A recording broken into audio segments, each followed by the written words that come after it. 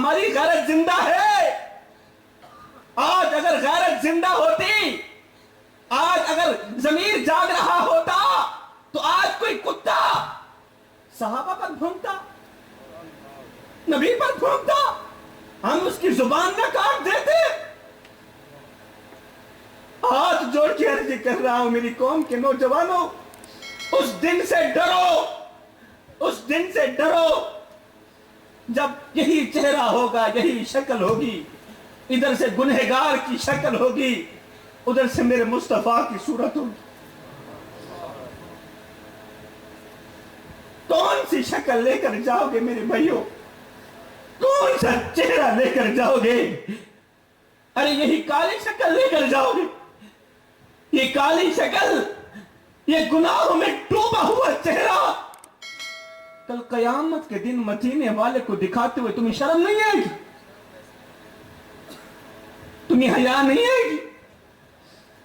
ہن دل تے ہاتھ رکھ سچ سچ دس, اے مسلمان دا مطلب کیا؟ ہن دل تے ہاتھ رکھ سچ سچ دس, اے مسلمان دا مطلب کیا؟ او جے عشق نبی نہیں سینے وچ وت راس ایمان دا مطلب کیا؟ وت ہندوستانی ٹھیک سے اتنے نقصان دا مطلب کیا؟ او جتھے پاک نبی دی عزت نہیں ہے اس پاکستان دا مطلب کیا؟ جس ملک میں حضور کی عزت کا تحفظ نہیں کیا جاتا اس ملک کا مطلب کیا ہے؟ جس ملک میں ختم نبوت کا تحفظ نہیں کیا جاتا اس ملک کا مطلب کیا ہے؟ میری قوم کے نوجوانوں, میں ہاتھ جوڑ کے عرض کر رہا ہوں, یہ دیکھو سید کے جڑے ہوئے ہاتھوں کی لاج رکھنا. پاک خادم حسین رضوی کا, مرد کلندر کا, اللہ کے ولی کا وہ ایک جملہ کبھی نہ بھولنا, کبھی نہ بھولنا. اگر بھول گئے تو یاد رکھنا تمہاری نسلیں اجڑ جائیں گی. آپ نے فرمایا اے نوجوان, جب بھی مرنا مصطفیٰ سے وفا کر کے مرنا. جی, جب بھی مرنا حضور کی آل سے وفا کر کے مرنا. جب بھی مرنا حضور کے نواسوں سے وفا کر کے مرنا. ایمان سے بتاؤ ہم نے حسن و حسین کے ساتھ کتنی وفا کی ہے میرے بھائیوں؟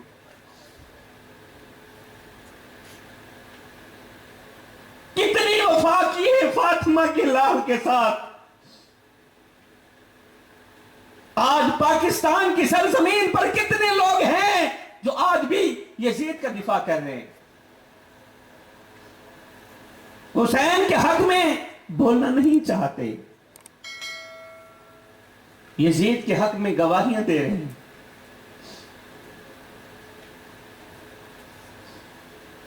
خدا میرے بھائیوں, جب بھی مرنا مظلوم بن کر مرنا, ظالم بن کر نہ مرنا. آج نہیں تو کل, کل نہیں تو پرسوں ہم سب نے مر جانا ہے میرے بھائیوں. آج سے 100 سال بعد ہم میں سے یہاں کوئی بھی نہیں بیٹھا ہوگا, ہم سب کے سب لوگ چلے جائیں گے, ہم سب کے سب لوگ مر جائیں گے, ختم ہو جائیں گے. آج سے 100 سال بعد ہمارا کوئی نام لینے والا نہیں ہوگا, ہماری کہانیاں مٹ جائیں گی, ہمارا نام مٹ جائے گا. کیونکہ آپ اگر قبرستانوں میں چلے جائیں تو اس وقت قبرستان کے اندر پڑے ہوئے جو مردے ہیں وہ بھی آج سے 100 سال پہلے زندہ تھے. وہ بھی اسی طرح کہتے تھے ہم یہ کر دیں گے, ہم وہ کر دیں گے. لیکن افسوس آج چلے گئے, کیونکہ ہمارا یہ جو بدن ہے نا, یہ مٹی کی امانت ہے. یہ مٹی میں جا کر ہی دم لے گا, یہ مٹی میں جا کر ہی دم لے گا. کسی سرائکی شاعر نے کیا خوب کہا تھا کہ نہ جسم تیرا نہ جان تیری, اے ترکا رب رحمان دہے. ان حکم بغیر تو بے بس ہیں, اے فیصلہ پر قرآن دہے. او میرے جسم تے میری مرضی ہے, اے وہم گمان انسان دہے. او تیری روح شاکر مالک دی, تیرا ڈھانچہ قبرستان دہے. اللہ اکبر. تو جب ہمیں یقین ہے کہ ہم نے مر جانا ہے, ہم نے یہاں نہیں رہنا, تو پھر بہتر نہیں ہے جب بھی مرنا مصطفیٰ سے وفا کر کے مرنا, حضور کی آل سے وفا کر کے مرنا, حسن و حسین سے وفا کر کے مرنا. قبلہ دل رو رہا ہے، آنکھیں رو رہی ہیں، آنکھوں سے نکلے آنسو فریاد کر رہے ہیں۔ آج حسین جن مسجدوں کو آباد کر کے گئے تھے، اپنا تن من دھن سب کچھ قربان کرنے کے بعد جن مسجدوں کو آباد کر کے گئے، آج وہ مسجدیں ہماری آنکھوں کے سامنے رو رہی ہیں اور ہم ٹس سے مس نہیں کرتے۔ آج ان مسجدوں کی دیواریں رو رہی ہیں، آج ان مسجدوں کی اینٹیں رو رہی ہیں، فریادیں کر رہی ہیں۔ کوئی ہمیں آباد کرنے والا زندہ ہے؟ اے ویران مسیتاں پوچھ دیا ہیں، ہو بدار حسینی کتھے گئے؟ اب کہاں چلے گئے علی علی کرنے والے؟ اب کہاں چلے گئے حسین حسین کرنے والے؟ کہاں مر گئے نبی نبی کرنے والے؟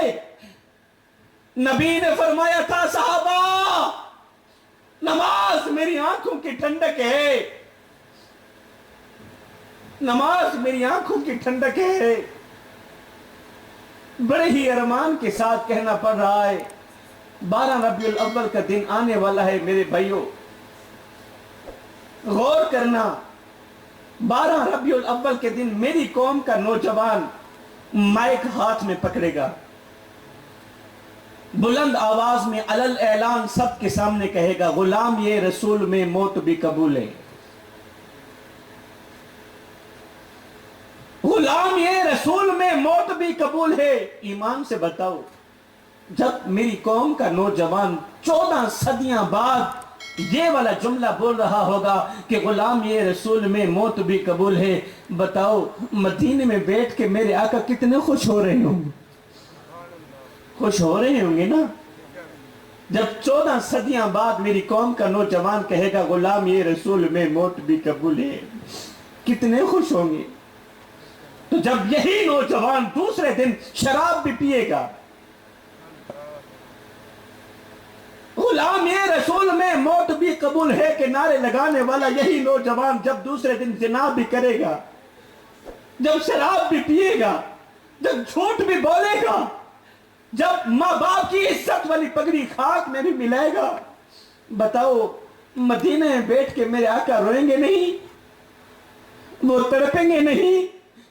آئے ویران مسیتاں پوچھ دیے ہیں، ہو بدار حسینی کتھے گئے؟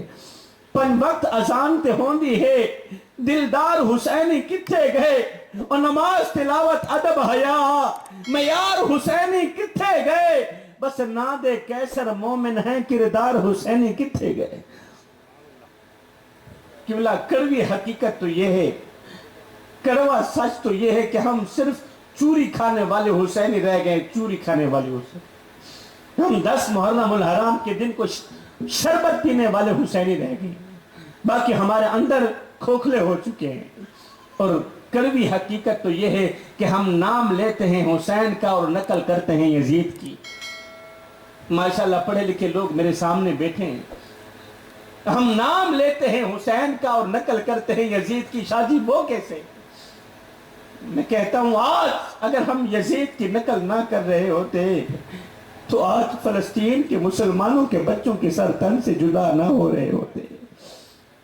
آج اگر ہم یزید کی نقل نہ کر رہے ہوتے تو آج ہماری مسجد ویران نہ ہوتی، آج ہر ایک نوجوان کے ہاتھ میں شراب کا پیالہ نہ ہوتا۔ جوانوں آؤ میں تمہیں ایک لمحے کے لیے کربلا کی سرزمین پر لے چلتا ہوں۔ واقعہ تو نہیں سناؤں گا، مگر ایک بات میرے ذہن میں آ رہی ہے، وہ سمجھانے کے لیے تھوڑی دیر کے لیے میں تمہیں کربلا کی سرزمین پر لے چلتا ہوں۔ میری قوم کے نوجوانوں، کربلا کی تپتی ریت ہے، حضرت امام حسین کا آخری سجدہ ہے، حضرت امام حسین کا آخری سجدہ تھا۔ یہ اس دکھی انسان کا سجدہ تھا جس کے سامنے خیمے جلتے رہے، معصوم روتے رہے، خیمے جلتے رہے، معصوم روتے رہے، مگر پھر بھی جب آذان کی آواز آئی تو پیشانی سجدے میں نظر آئے۔ اللہ یہ کیسی پیشانی ہے، تو زخموں سے چور تو ہوئی مگر عبادت سے دور نہ ہوئی۔ اللہ اکبر۔ جوانوں آگے دشمن کھڑا ہے، پیچھے دشمن ہے، دائیں دشمن ہے، بائیں دشمن ہے، حسین کی تلوار چل رہی ہے، یزیدیوں کے گلے کاٹ رہی ہے، حسین کی تلوار چل رہی ہے، یزیدیوں کے گلے کاٹ رہی ہے۔ اب اس تلوار کو کوئی نہیں روک سکتا، اب اس تلوار کو کوئی نہیں روک سکتا، لیکن اچانک حسین کی تلوار رک گئی،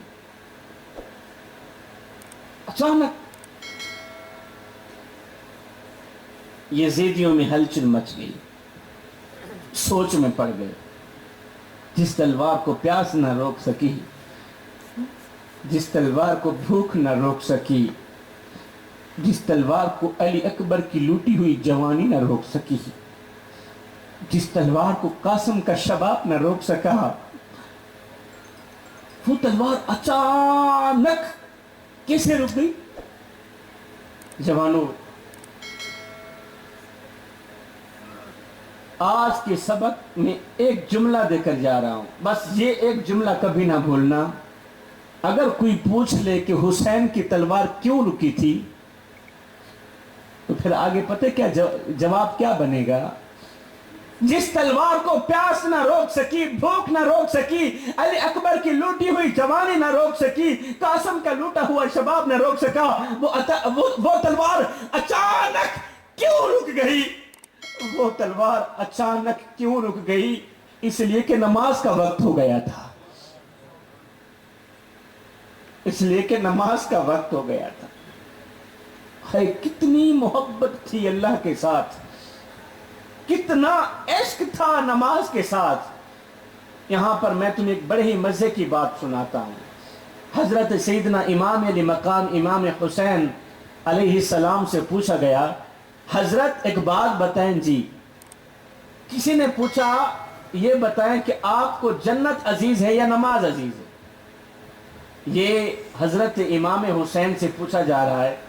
کسی نے پوچھا حضرت ایک بات تو بتائیں جی، پوچھی آپ کو جنت عزیز ہے یا نماز عزیز ہے؟ آج کا ہر نمازی نماز پڑھتا ہے اس لیے کہ مجھے جنت ملے گی، ہر تبلیغی جماعت والا تبلیغ کرتا ہے اس لیے کہ مجھے جنت ملے گی۔ آپ لوگوں میں سے ہر ایک شخص ذکر مصطفیٰ کی محفل میں آئے بیٹھے، ذکر امام حسین کی محفل میں آئے ہیں، بچے چھوڑ کے آئے ہیں، گھر چھوڑ کے آئے ہیں، اس لیے کہ ہمیں جنت ملے گی۔ کوئی بھی نمازی نماز پڑھتا ہے، کوئی بھی قاری تلاوت کرتا ہے، کوئی بھی نعت خواہ نعت پڑھتا ہے صرف اس سوچ کی بنیاد پر کہ مجھے جنت ملے گی۔ اب ایک نمازی سے پوچھا جا رہا ہے، وہ نمازی حضرت مولا حسین، امام حسین سے پوچھا جا رہا ہے کہ آپ کو جنت عزیز ہے یا نماز عزیز ہے؟ آپ کو جنت عزیز ہے یا نماز عزیز ہے؟ یہ سن کر امام حسین نے فرمایا بھائی مجھے جنت سے کہیں زیادہ نماز عزیز ہے۔ فرمایا مجھے جنت سے کہیں زیادہ نماز عزیز ہے، اس لیے کہ جنت میری رضا ہے اور نماز میرے سونے رب کی رضا ہے۔ اللہ، اور میں اپنی رضا کو اپنے رب کی رضا پہ قربان کرتا ہوں، میں اپنی مرضی کو اپنے رب کی مرضی پہ قربان کرتا ہوں۔ اللہ اکبر۔ قبلہ مجھے ایک چھوٹا سا واقعہ یاد آ گیا۔ ایک اللہ والا تھا، بزرگ تھا، فقیر تھا، اس کے دل کا تعلق اللہ کی ذات کے ساتھ جڑا ہوا تھا۔ اللہ والا تھا، مست ملنگ بابا۔ وہ نہ کہیں لمبے سفر کو جا رہا تھا، اللہ والے لمبے سفر کو جا رہے تھے، تو ایک خوبصورت سی بستی سے گزر ہوا، خوبصورت سی بستی، عالی شان مکان، عالی شان بلڈنگیں، خوبصورت سے لوگ، عبادت گزار لوگ۔ اللہ والے نے جب خوبصورت گھر دیکھے تو کہا سبحان اللہ، اتنے پیارے گھر، اتنے خوبصورت گھر، اور خوبصورت گھروں میں رہنے والے متقی پرہیزگار مومن لوگ، سبحان اللہ۔ یہ کہتے ہوئے اللہ والا آگے کو چلا گیا، ذکر مصطفیٰ کی محفل میں آنے والوں، ذکر حسین کی محفل میں آنے والوں، یہ واقعہ ضائع کرنے کا نہیں ہے، یہ واقعہ دل کے کانوں سے سننے والا واقعہ ہے۔ اللہ والا ایک بستی کے اندر داخل ہوا، خوبصورت سی بستی سی تھی، عالی شان مکان تھے، خوبصورت لوگ تھے، نمازی لوگ تھے، متقی پرہیزگار لوگ تھے۔ اللہ والا دیکھ کر آگے چلا گیا۔ کچھ عرصہ بعد جب اللہ والے کا واپسی اسی بستی سے گزر ہوا نا، تو اللہ والا دیکھ کر دنگ رہ گیا کہ وہ عالی شان مکان، وہ عالی شان بلڈنگیں کھنڈرات میں بدلی ہوئی، وہ خوبصورت بستی اب ویرانہ ہی ویرانہ تھا، کھنڈرات میں بدل گئی تھی۔ اس بستی پر اللہ کا عذاب اس طرح کا برسا کہ خوبصورت بستی مٹی میں تبدیل ہو گئی، کھنڈرات میں بدل گئی۔ اللہ والا دیکھ کر دنگ رہ گیا، حیران رہ گیا، اور پوچھنے لگا بھائی اس بستی کو کیا ہو گیا؟ اور یہ بستی تو جنت کا ٹکڑا تھی، کچھ دن پہلے میرا یہاں سے گزر ہوا، کچھ عرصہ بعد اس قدر یہ کھنڈرات میں کیسے بدل گئی؟ تو آگے اس شخص نے جواب دیا بھائی اس بستی والوں کا قصور تو کوئی نہیں تھا، بس اتنا ہوا ہے کہ اس بستی کے قریب سے ایک بے نمازی نوجوان کا گزر ہوا، اس بستی کے قریب سے ایک بے نمازی نوجوان کا گزر ہوا، اس بے نمازی کی نحوست کی وجہ سے، اس بے نمازی کی نحوست کی وجہ سے اللہ کا عذاب برسا اور ساری کی ساری بستی تباہ ہو گئی۔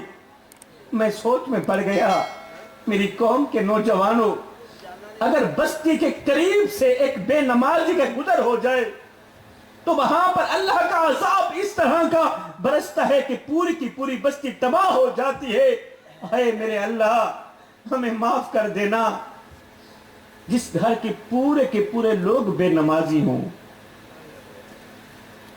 بتاؤ وہاں برکتیں کہاں سے آئیں؟ ایمان سے بتاؤ میری قوم کے نوجوانوں، وہاں رحمتیں کہاں اتریں؟ حضرت سیدنا علی المرتضیٰ شیر خدا کرم اللہ وجہہ الکریم نے فرمایا تھا لوگو میں اللہ سے باتیں کرتا ہوں اور اللہ مجھ سے باتیں کرتا ہے۔ لوگوں نے کہا اللہ اللہ اللہ، یا علی آپ کو کیا ہو گیا؟ یہ تو حضرت موسیٰ علیہ السلام کہا کرتے تھے کہ میں اللہ سے باتیں کرتا ہوں، اللہ مجھ سے باتیں کرتا ہے۔ آپ اللہ سے کلام کیسے کرتے اور اللہ آپ سے کلام کیسے کرتا ہے؟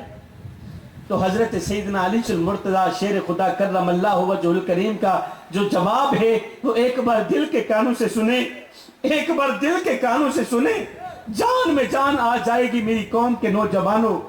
حضرت سیدنا علی المرتضیٰ شیر خدا نے فرمایا جب میرا جی چاہتا ہے کہ میں اپنے رب سے بات کروں تو میں قرآن پڑھنے لگ جاتا ہوں، اللہ، اور جب میرا جی چاہتا ہے کہ میرا رب مجھ سے کلام کرے، سبحان اللہ۔ آپ سوئے ہوئے ہیں میرے خیال میں۔ اچھا میں ملتان سے آیا ہوں اور اتنا میں نہیں تھکا، اور گرمی مجھے بھی لگ رہی اور شاید آپ سے زیادہ مجھے لگ رہی نہیں، آپ اللہ تعالیٰ آپ کا نعرہ قبول فرمائے۔ تو مہمانوں کے ساتھ اس طرح کا سلوک اچھا تو نہیں ہوتا ویسے،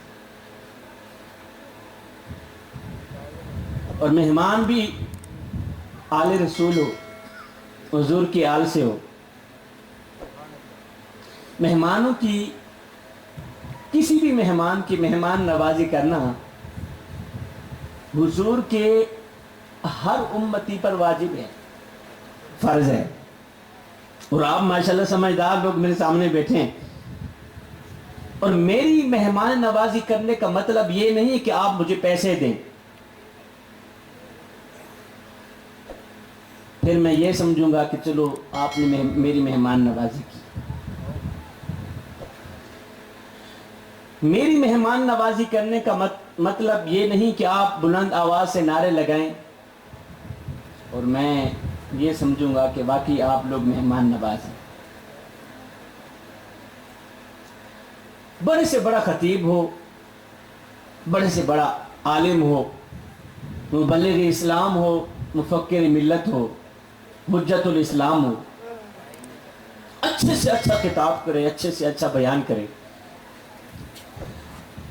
اگر عوام بالکل گنگی بن کے بیٹھ جائے، کبھی ادھر کو دیکھے کبھی ادھر کو دیکھے، وہ آ رہا ہے، وہ جا رہا ہے، وہ اٹھ رہا ہے، وہ بیٹھ رہا ہے، تو ایسی صورتحال میں بڑے سے بڑا خطیب بھی ناکام ہو جاتا ہے۔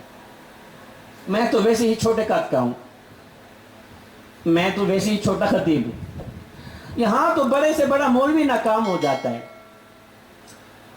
اور بھائی میں اگر دور سے آیا ہوں، آپ لوگوں کا مہمان بن کر آیا ہوں، اور کسی ایرے ویرے نتھو خیرے کا ذکر کرنے نہیں آیا، یہاں پر اللہ کے محبوب کا ذکر کرنے آیا ہوں میں۔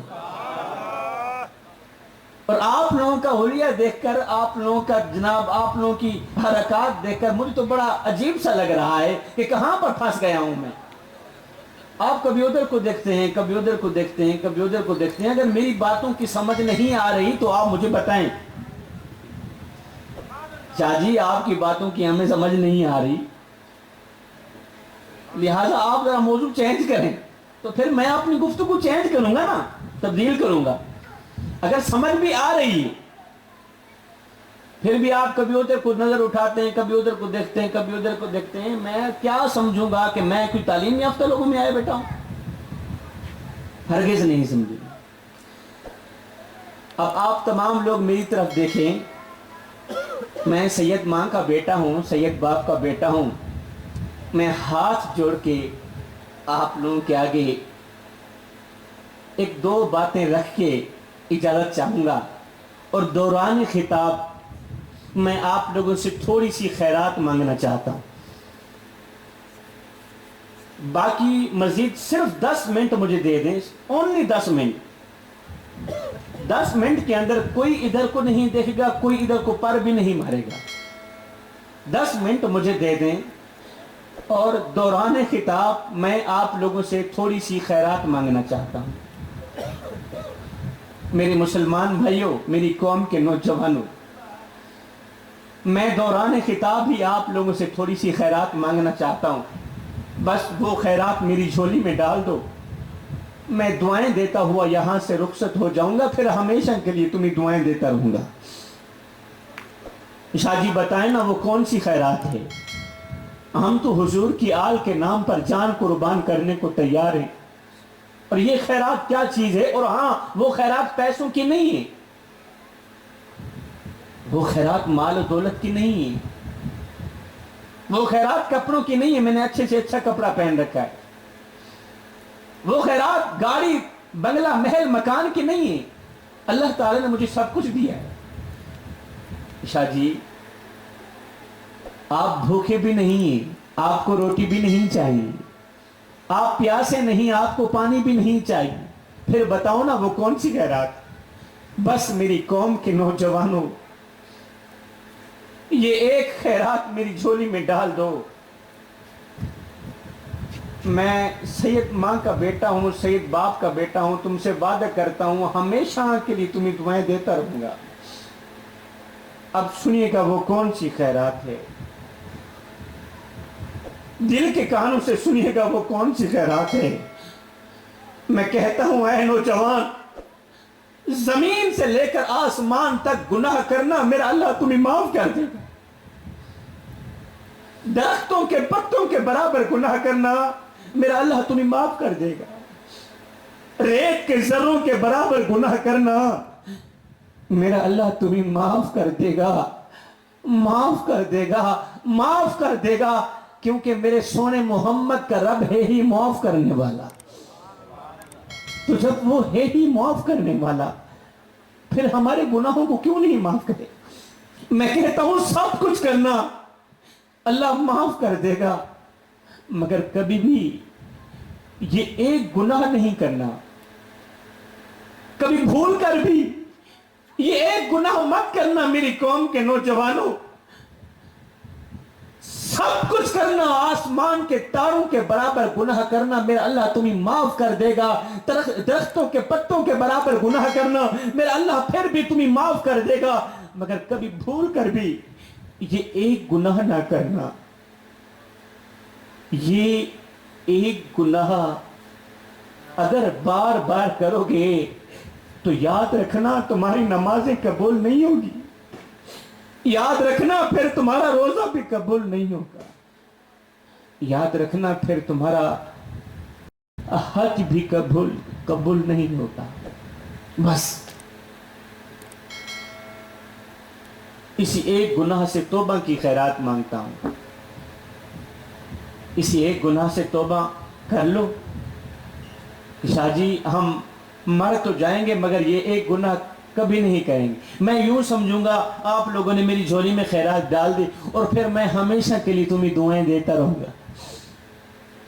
اب سنیے گا وہ گناہ کون سا ہے، آخر وہ کون سا گناہ ہے جو ہماری نمازیں قبول نہیں ہونے دیتا، آخر وہ کون سا گناہ ہے جو ہمارے روزے قبول نہیں ہونے دیتا، آخر وہ کون سا گناہ ہے جو ہماری دعائیں بھی رد کر دیتا ہے، جس گناہ کی وجہ سے ہماری دعائیں بھی قبول نہیں ہوتی۔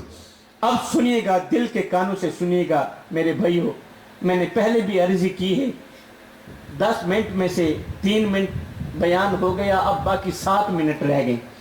7 منٹ آپ مجھے دے دیں، اللہ تعالیٰ آپ لوگوں کو جزائے خیر دے گا۔ آپ نے ادھر ادھر بالکل نہیں دیکھنا اور سونے کی تختی پہ لکھنے والے جملے اپنے دلوں پہ بٹھانے ہیں۔ میں کہتا ہوں سب کچھ کرنا اللہ معاف کر دے گا، سب کچھ کرنا اللہ معاف کر دے گا، مگر کبھی بھی زندگی میں کبھی بھول کر بھی اپنے بوڑھے باپ کی آنکھوں سے آنسو مت نکالنا۔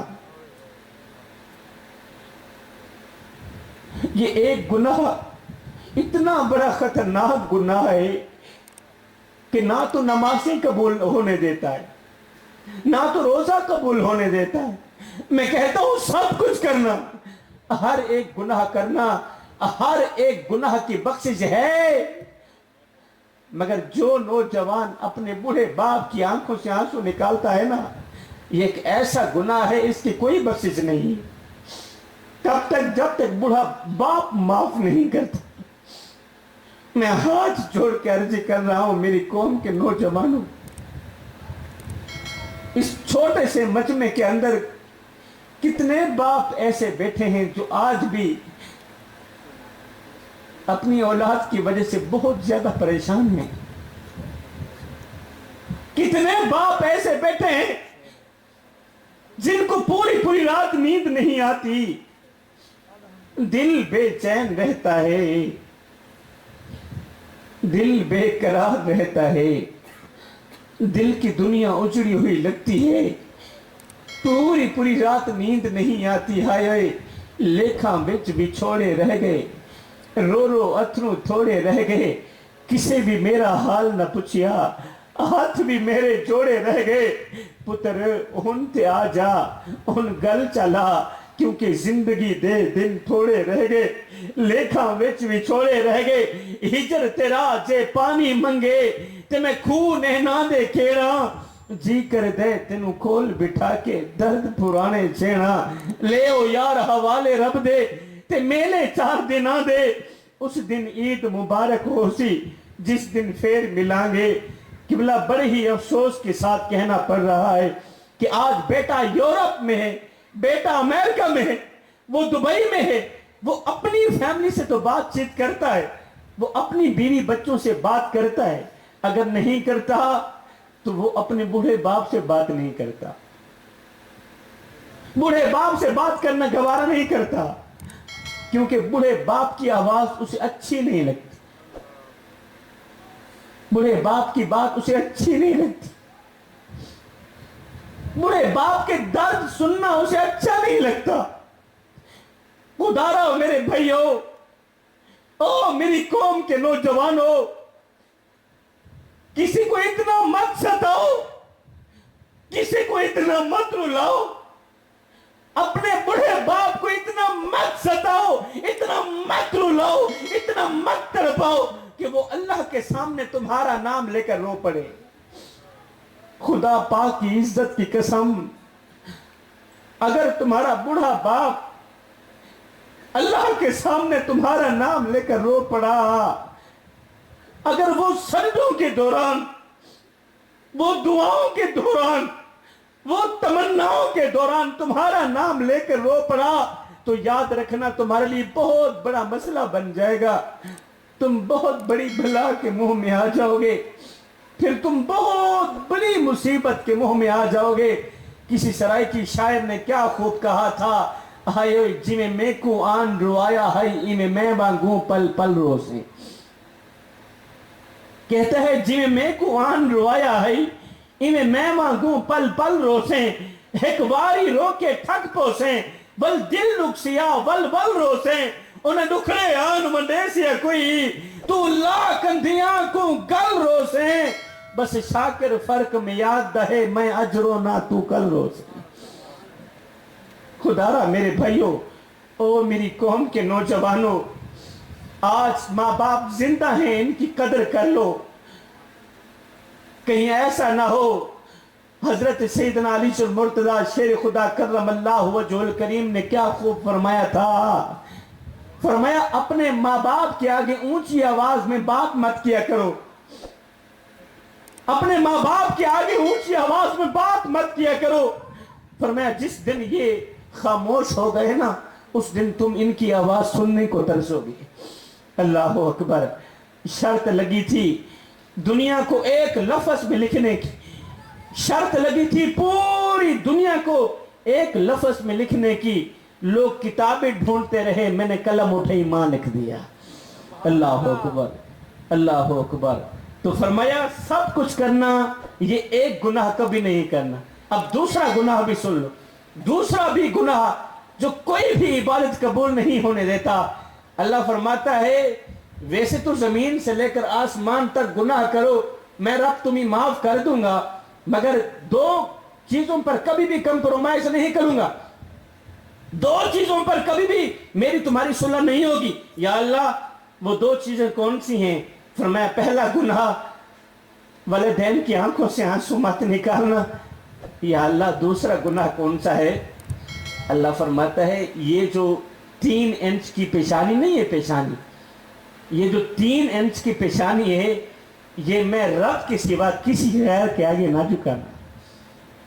ہاں یہ جو 3 انچ کی پیشانی ہے، یہ جو باہر میری طرح کے پیروں کے سامنے جھکتی ہے، یہ جو باہر میری طرح پیروں کے پیروں میں جا گرتی ہے، یہ جو پیشانی ہے، وہ پیشانی جو ہم نے رب کے آگے جھکانی تھی، رب کے آگے تو نہ جھکا سکے، مسجد میں نہ جھکا سکے، چلو ماں باپ کے قدموں میں گر جاتی پھر بھی ٹھیک تھی، لیکن تیسرے بندے کے قدموں پر جا کر گری، اور وہ بھی کسی کھاتے کا نہیں تھا، وہ جو تیسرا تھا اسے تو اپنے آپ کا پتہ بھی نہیں تھا، وہ بھنگے کوٹ کوٹ کر پینے والا تھا، وہ تو خود بھی شرابی تھا، وہ چرسی تھا، اس کے قدموں پر ہماری پیشانی جا کر ٹکی۔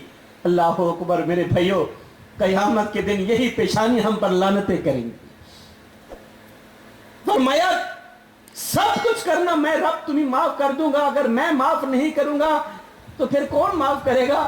مگر دو چیزوں پر کبھی بھی صلح نہیں ہوگی، دو چیزوں پر کبھی بھی کمپرومائز نہیں کروں گا۔ نمبر 1 ماں باپ کو دکھ مت دینا، ماں باپ کو درد مت دینا۔ نمبر 2 کبھی بھی یہ جو 3 انچ کی پیشانی ہے یہ میں رب کے سوا کسی غیر کے آگے نہیں جھکانا، اور انشاءاللہ وعدہ کرو یہ سر جب بھی جھکے گا رب کے آگے جھکے گا انشاءاللہ، اور جب بھی جھکے گا مسجد کے اندر ہی جھکے گا انشاءاللہ۔ اللہ آخری بات میرے نبی کی میٹھی سی حدیث لے لو، اور یہ میں آپ لوگوں کو تحفے میں دے کے جا رہا ہوں، اللہ تعالیٰ آپ لوگوں کو جزائے خیر دے۔ میں بہت ہی قیمتی تحفہ دے کے جا رہا ہوں، یہ قیمتی تحفہ آپ نے اپنے پاس بھی رکھنا ہے، آگے زیادہ سے زیادہ شیئر بھی کرنا ہے۔ وہ قیمتی تحفہ یہ ہے کہ میرے نبی نے فرمایا، میرے سونے نبی نے فرمایا، میرے میٹھے نبی نے فرمایا صحابہ میں اللہ کا حبیب ہوں، صحابہ میں اللہ کا حبیب ہوں، میں اللہ کا حبیب ہوں۔ پھر فرمایا جو جوان جوانی میں توبہ کرتا ہے وہ بھی اللہ کا حبیب بن جاتا ہے۔ اللہ جوانو او نہ اللہ کے حبیب بن جاؤ، او نہ اللہ کے دوست بن جاؤ۔ جب تم اپنی ساری زندگی مالک کے نام کر دو گے تو پھر وہ ساری کائنات تمہارے نام کر دے گا۔ اچھا، میں جاتے جاتے ایک اہم بات، ایک اہم نصیحت قوم کے نوجوانوں کو دے کر جاؤں گا۔ قبلہ آج کل میرے معاشرے میں ایک بہت ہی گندی ترین بیماری پھیلی ہوئی ہے۔ وہ بیماری یہ ہے کہ وہاں کی سن کر یہاں لگانا، یہاں کی سن کر وہاں لگانا، پھر دونوں پارٹیوں کو آپس میں لڑانا، پھر دونوں بھائیوں کو آپس میں لڑا کے تماشے دیکھتے رہنا۔ یہ میرے معاشرے میں بہت ہی زیادہ اس قدر پھیل گئی ہے، بہت ہی گندی بیماری ہے، اور اس بیماری کو غیبت کی بیماری کہتے ہیں، اس بیماری کو چغلی کی بیماری کہتے ہیں۔ وہاں کی سن کر یہاں لگانا، یہاں کی سن کر وہاں لگانا، پھر دونوں بھائیوں کو آپس میں لڑانا، باپ کو بیٹے کے ساتھ لڑانا، بیٹے کو ماں کے ساتھ لڑانا، پھر تماشے دیکھتے رہنا۔ اور آپ کے محلے میں کوئی ایک نیک آدمی اس طرح کا رہتا ہوگا، اس کا ایک ہی کام ہوگا، اور تو کوئی کام نہیں، اللہ نے بس ایک ہی کام ذمہ لگا دیا، ایک ہی ڈیوٹی ہے، وہ ڈیوٹی یہ ہے وہاں کی سنتا ہوں یہاں لگاتا ہوں، یہاں کی سنتا ہوں وہاں لگاتا ہوں۔